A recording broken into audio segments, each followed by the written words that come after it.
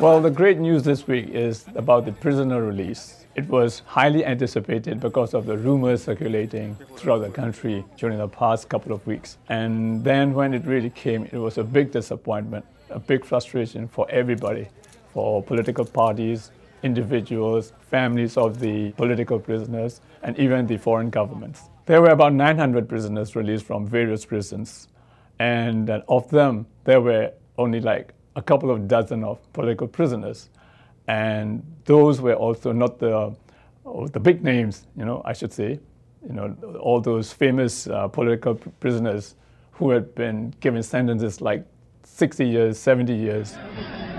Well, most of them were criminals, robbers, thieves, pickpockets. That doesn't mean any good for the country.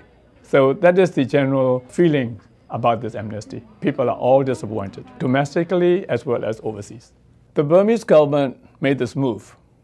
Announcing this amnesty is believed to be a response to the pressure from the Western nations, the United Nations, the EU, the US, and even ASEAN countries have asked for the release of political prisoners.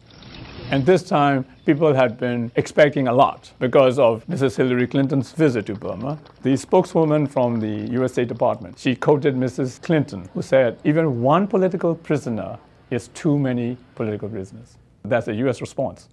So it's the same from other governments too. This move could have done more harm than good to the Burmese government.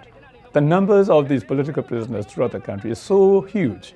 There are at least 700, 800 political prisoners in various prisons throughout the country.